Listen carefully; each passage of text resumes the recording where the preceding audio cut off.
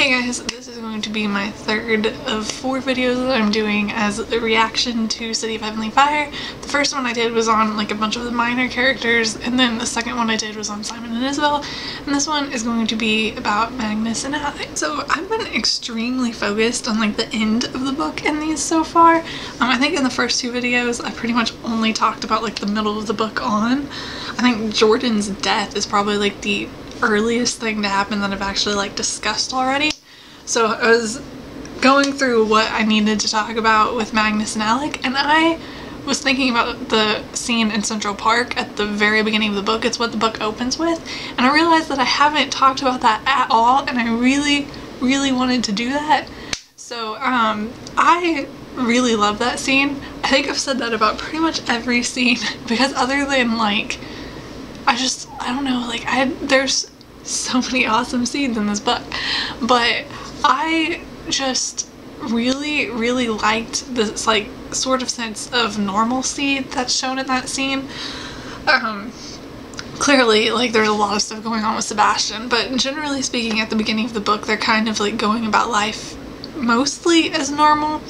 And I really like that, and I really like them talking about Christmas and Clary and Simon saying that they want to go buy presents, and then Alec says something about asking if he has to buy them Christmas presents, and it's just like a really nice kind of scene. And I talked in the last video, the Simon and Isabel video, about how I loved how you saw how their friendship had developed, and I really did like that throughout the entire book. And I talked about the scene with Simon's relationship with the group, in particular with the World of Warcraft suggestion, when they take his suggestion before they go to meet Sebastian. But I really liked the Central Park scene too, because like I said, it's kind of like a normal scene and you see how close they are too, and especially right after that when, and this isn't about Alec and Magnus but I have to talk about it, you see Simon and Clary Christmas shopping and they're talking about everyone else, and like Simon saying something about he doesn't know if he should buy Magnus a Christmas present because he's Alec's ex, and like, can you buy your friend's ex a Christmas present? And then Clary says, well, that depends on if you're closer to Alec or Magnus, and just kind of that whole, I just love that they're having that conversation. And Clary makes a comment about how Christmas is familiar, but it's also different because she has more people to buy Christmas presents for, and I really like that line. Like, it made me a little emotional because I really like that, and I really like that like kind of sense of normalcy that also showed how their relationships had developed before they even like went through all of the events of the book. So I just wanted to mention that really fast. I also haven't talked about Jace going to Magnus's apartment, which happens really early on, but that makes more sense considering I haven't talked about either Jace or Magnus yet. But I also really liked that scene. I thought, like, I really liked how they threw in there that everyone else had gone to talk to Magnus on like behalf of Alec to like try and convince him to get back together with Alec, and I just really like how they convinced Jace to go. I really loved Jace breaking Alec's phone. That was hilarious. But just, I really like how they guilt Jace into going to Magnus's, and then I really love the scene between Magnus and Alec because it's just like a really nice sort of scene, and it kind of like, it really shows how upset Magnus is, and it also like, I really love a lot of what Jace says in that scene, and it's just really great. And I don't really have anything really significant to say about that scene, but I did really like it, and I like that we got to see how Magnus was reacting to the breakup.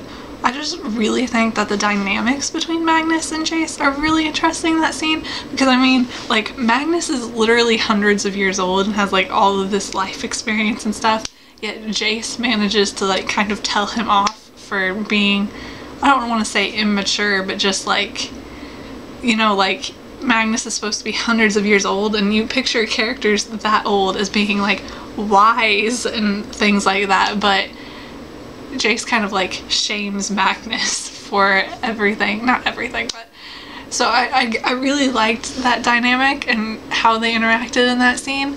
I also really loved Katarina Loss and Magnus interacting in the scene at the bar.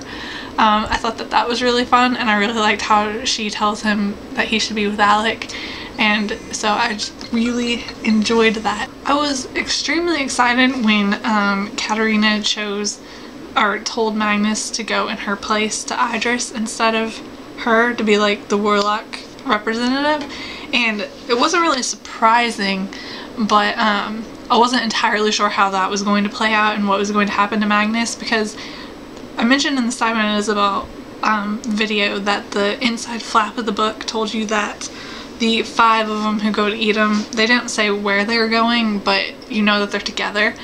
And Magnus isn't mentioned, so I really wasn't sure what he was going to end up doing for the majority of the book. So I was really excited when he was going to Idris, because he was going to see Alec.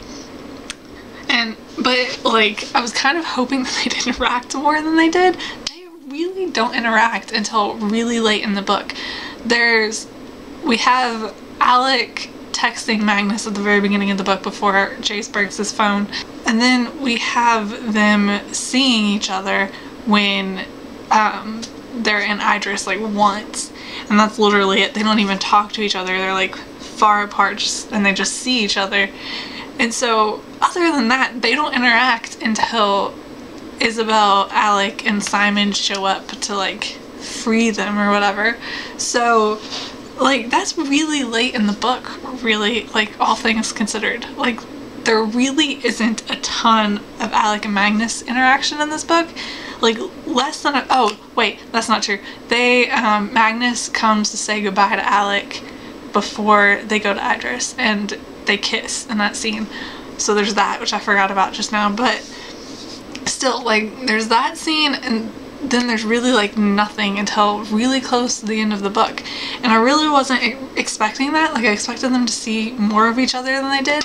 But that being said, the interaction that they do have is so great that I'm not even bothered by that. And I really enjoyed seeing Alec as emotional as he was over Magnus being taken prisoner by Sebastian. Like, I thought that was great. I think that Alec, everyone's saying this because it's so true, but Alec is fantastic in this book. Like, just absolutely incredible. And I think a lot of that comes out of the fact that Magnus was a prisoner, and if that hadn't happened, we wouldn't have gotten a lot of the really awesome stuff that we got from Alec, which is kind of sad, because I mean, like, a lot of his most hilarious lines come when he's like getting drunk off the wine and everything, so it's kind of depressing if you really like stop to think about it. It's kind of really sad that he's drinking all of the wine to like try and distract himself from Magnus, but yet at the same time, some of the stuff he says is just so perfect and hilarious. In spite of that, there's that, but also I really enjoyed like the emotions of it too. A lot of the conversations between Alec and Jace were great, and I don't think we would have gotten a lot of that if it hadn't been for Magnus, and it just really brought out a lot of emotions in Alec. And I know a lot of people are focusing on Alec's funnier lines, which were all fantastic, but I think a lot of his more like emotional stuff in this book was really great too, and I don't think that we would have seen a lot of it if all the stuff that happened with Magnus hadn't happened. And so I actually really like how that played out, and like, generally speaking, I would say the more that Alec and Magnus interact, the better. But I actually really like how they were separated, because I really like what that brought out in Alec in the book, and I really think that it helped kind of like make Alec's character in this book. Like, I loved Alec already. He's already one of my favorite characters, but this last book, he's like just even better, and I loved how he kind of developed in this book, and just I thought he was all around amazing. And like I said, I think a lot of that came from him having to deal with Magnus being captured. And also, on the same sort of side, I really like Magnus being a prisoner, because I thought a lot of the stuff that happened with Raphael and Luke while they're prisoners was really great. Seeing Magnus's connection to Raphael was really awesome. So there was that, but I also really liked the conversation he had with Luke about Alec, and how Magnus said that he wanted someone who would be able to choose him over the world, and a shadow hunter wouldn't be able to do that. And then later on in the book, Alec kind of proving that he will choose Magnus because he comes to save him, and that was just, I excellent to me, and of course the scene where they see each other again was incredible and made it all worth it. And so I just really, really love how that all played out. And of course, if Magnus hadn't been taken prisoner, he wouldn't have been in Edom to see his dad, which was obviously extremely important. So I really, really loved just all of that, and I really liked how that played out. And I didn't think that I would like Magnus and Alec being separated for that much of the book, but it actually was really, really great. Oh, and I was going to mention this, and I should have mentioned that like in that whole, but I got so wrapped up in my rant that I completely skimmed over the fact when I was talking about Alec's character, him killing Meliorn at like the very beginning. I mean, they talk earlier in the series, I can't even remember which book, about how Alex never actually killed a demon because he's so focused on protecting Jace and Isabel that Jace and Isabel end up killing all the demons because like Alex's priority is protecting them. So like seeing him just kill Meliorn, he's so angry about Magnus that he just like, without even really thinking about it, just straight up kills Meliorn. It doesn't seem to bother him at all. Was just like amazing. And I think like the first sign of how upset he was that Magnus had been captured, and just like it just got better from there. So that was definitely like the first thing that like I think seriously showed what his emotions were like at that point, and really kind of showed how he developed as a character, because like he was never really kind of focused on killing things before, I guess. I mean, he was more concerned with protecting others. So now like he's so angry about Magnus that he just kills Meliorn. That was like a very, very intense scene, and so I had to mention that too. And I have to kind of talk about all of Alec's like fantastic lines, even though I kind of already mentioned them. But okay, so we already knew that, well, I mean, if you paid attention to like the spoiler fan art that we got, you knew that we had the one scene with Alec walking in on Simon and Isabel, because there was a fan art of it.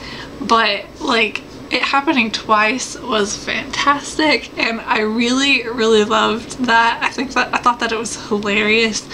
Especially the second time, since he's like kind of drunk and he walks in on them and he's like yelling and he's making like comments about straight people, and it's just really, really hilarious. And the pie comment, of course, there's that, and I just really loved all of that. And I think someone else mentioned this, I think on Twitter. I was seeing someone talk about how Alec really becomes like confident in his sexuality in this book, because obviously we've gotten to see him journey from being completely in the closet to being out, and he's been out for like 3 or 4 books now. He comes out in the 3rd book, so like we've seen that kind of like growth. But this is the first time, and granted he's like kind of drunk for the majority of this, but he's just, I mean, he's making comments about straight people. He says something to Jace about him being heterosexual that everyone's like repeating, and so like I just really, really love that, because I think it really, really shows how comfortable he's become. Like he's completely sure of himself now, and he's not bothered by it anymore. And I think that is really shown in his conversation with his dad at the end of the book, because he gets really angry with his dad. I mean, he's been angry with his dad, but that conversation, for one thing, did not see that coming. That was completely out of nowhere. Just the Michael Wayland stuff was really surprising, and wasn't expecting that at all. But that's like kind of secondary to me in that scene. I just really like how that scene shows how confident Alec's become, and how he's gone from being really, really kind of scared of being gay to being really confident and sure of himself. And I think that that's really, really awesome. So I really loved how this book really showed that. I have already kind of talked about this, but when I was talking about the Central Park scene and showing their friendship and everything, but I really did want to mention this like specifically. I mentioned in the Simon and Isabel video about Simon kind of being the like outside of the group for a while, and this book finally showing him as like completely part of the group, which was definitely true. But in addition to that, I think I want to bring it up again because I think like Alec is kind of like the last person to accept Simon. So like Simon's like the last person to be brought into the group fully, completely, but Alec's also the last person to like accept him, I think. So I kind of want to talk about that. But just because, I don't know, like Alec is kind of like distant with people. Isabel is too, but she's more open to being friends, and like her problems with becoming close to people I think is more with like boyfriends and stuff, like particularly with Simon, than friends. Like she's more comfortable making friends, whereas Alec is very, very kind of hesitant to get close to people at all, I think. And like, I mean, it's talked about, and this is mainly a problem in like the 4th book, I think, but how hard it's been for Alec to open up to Magnus, but he's been trying like really hard. So I think he's been really focused on that, like making his relationship with Magnus work. So it hasn't really been a concern to become close with Clary and Simon, but becoming close with Clary has kind of seemed to happen like really slowly over the course of the book, but he really hasn't interacted with Simon that much. And I think for the most part he kind of just views Simon as Isabel's boyfriend. And but I really liked Simon and Alec's interaction in this book, and I really like what Alec says to Simon about Isabel and how he wants like him to protect her and things like that.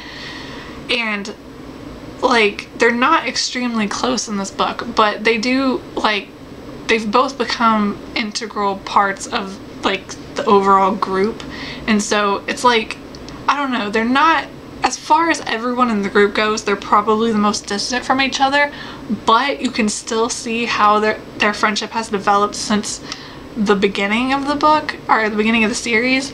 And I think, like, for instance, I really, really like that when Simon runs out of blood, he ends up drinking Alec's blood, because, like, I just really love that it ended up being Alec, and it kind of had to be, but because of their relationship over the course of the book, and I really, really think that that shows a lot of growth, because, like, that never would have happened earlier. And so I just really, really liked how there was all of that, and just kind of showing, I think that really showed, because you know that if Alec and Simon have managed to become friends, then like the entire group has become closer, because they've always kind of been the most distant from each, well, not always, maybe, I mean, so Alec was just as distant from Clary and Simon at the beginning, but like, you know what I mean? I think I'm making sense. Like, I really love the development of everyone's friendships over the course of the series, and I really, really love all of the many ways that that was shown throughout the book.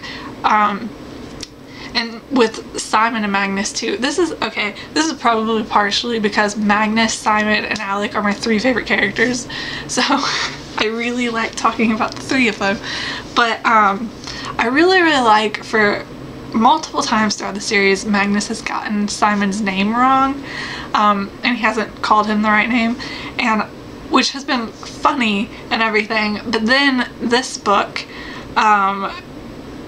when Magnus is going to give up his immortality, and then Simon volunteers to give up his immortality instead to like save Magnus, it's just such a powerful scene, I think, because here you have Magnus hasn't even been getting Simon's name right, but Simon's willing to sacrifice his immortality, which, I mean, he says he's never wanted to be a vampire in the first place, which is true, but like, I mean, still, just him being willing to do that. And Magnus's reaction when Simon offers his immortality is fantastic. For one thing, I'm pretty sure he says Simon's name like as if he's like upset that Simon's like volunteering or whatever, and he says Simon's name, he says the correct name, which, so like, I think that shows something extremely important.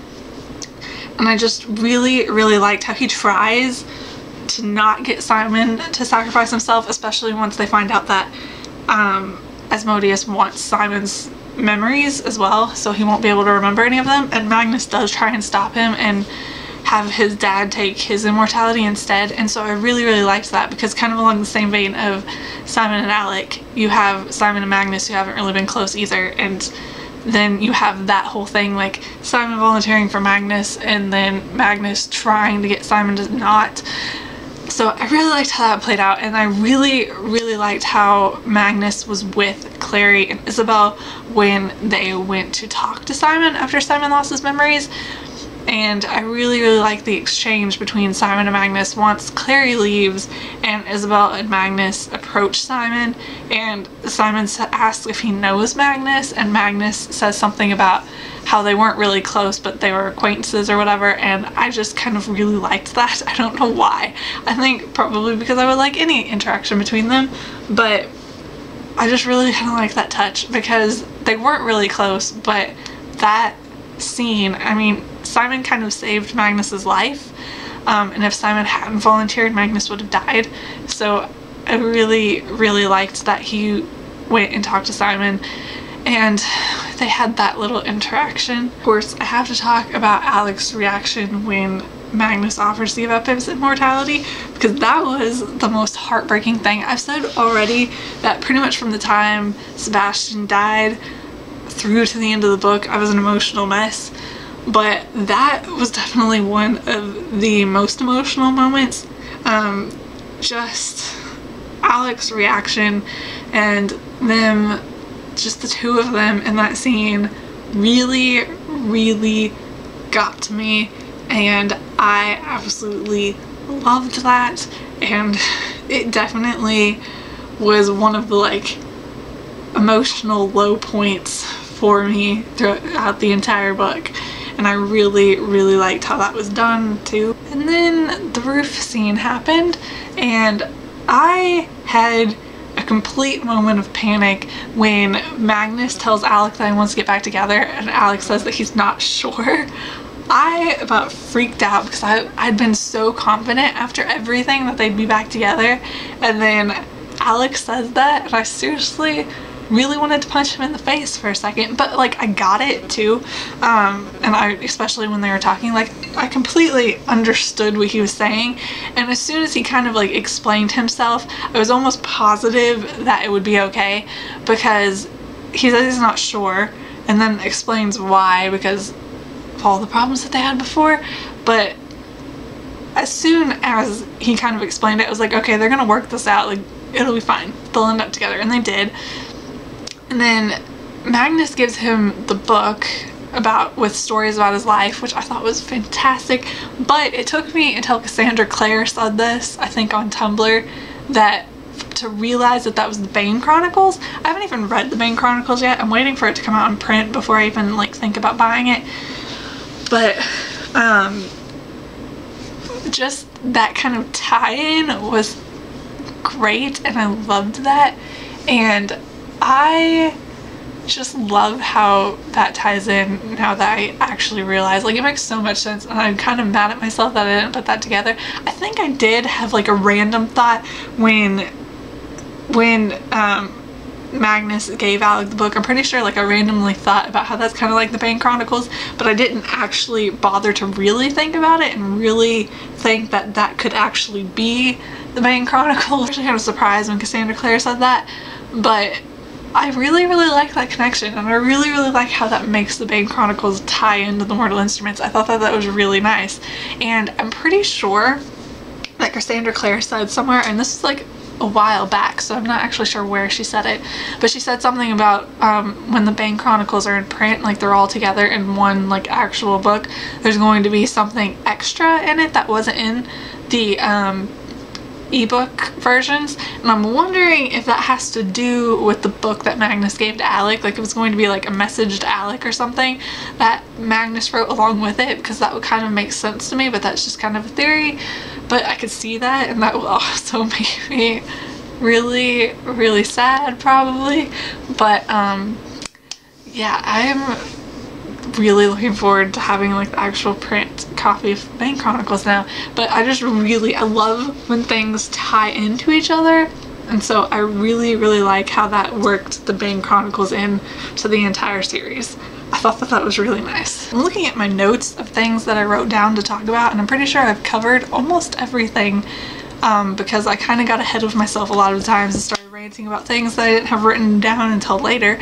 But the only other thing that I have that I didn't talk about, I think, is Alec and Magnus's conversation at the wedding, which I don't really have anything to say about other than I really liked it. I really like how the relationship was resolved, and I really like how it's not an everything is perfect sort of situation. It's definitely like bittersweet, because we know that Alec is going to keep on aging and he's going to die, and Magnus is still going to be alive.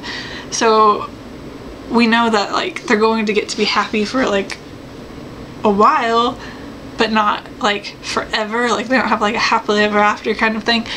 So it's like a bittersweet sort of ending, and I was really wondering how she was gonna wrap that up and how things would like conclude on that.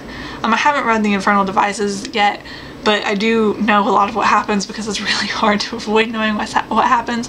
So I was wondering if she was going to kind of make it go like Tessa and Will, or like resolve it differently. I was also really curious about how she was going to resolve Simon and Isabel's relationship when Simon was going to live forever, but I mean, she went a completely different route with that, like something that I never considered. So I really like how that was like kind of concluded. I really liked that conversation, and I'm pretty sure that it was Alec who said something about how he didn't want to be immortal. No, Alex said something about not wanting to be immortal, and then Magnus said something about how they would just enjoy every day that they did have together, which was an amazing line, and I loved that, and I thought that that was a really cute scene, and like, but not overly cute. Like, it was very, I don't want to say realistic because it involves immortality, but it's not an overly like romanticized kind of thing. I mean, I guess it kind of is, but it wasn't perfect. There, you know that, well, I mean, Alec is going to die, but you know that Magnus is going to have to deal with Alec dying and mourn and everything later on. But for now, they're happy, and that's a happy thing. So I really liked how their story was concluded with that. So I think that's all I have to say. I only have one more video left, and I've been saying that's going to be about Jace, Clary, and Sebastian, but when I was going through to do this one, I realized I haven't talked about the Infernal Devices characters that were in this book, and I haven't talked about the characters that are going to be in the Dark Artifices either. And for some reason, both things, I was so focused on like the Mortal Instruments characters that I kind of like completely forgot about that. But I do kind of want to talk about that, so I think I'm going to in the next one, because this video is probably already insanely long, and I don't think that I have that much to say about Clary, Jace, and Sebastian, which is weird because Clary's the main character. But so I'm going to try, and I don't have a lot to say about those characters, I don't think, but I do have some things, so I'm going to put those in the those characters in the fourth video as well. I'm gonna probably mainly focus on Clary, Jason, Sebastian, but then try and mention them a little bit because I do kind of want to talk about that, because even though I haven't read the Infernal Devices series yet, I did really love the characters in this book, and I really loved the Dark Artifices characters that we got to see. So I do want to at least briefly mention them, and that video is probably going to be insanely long. This video is probably insanely long. I just can't not ramble when it's about the Mortal Instruments. I don't know, but I'm gonna go for now. I hope that this video isn't too bad. I'm actually scared to see how long it is because I've been talking a really long time, but I will see you guys later. Bye.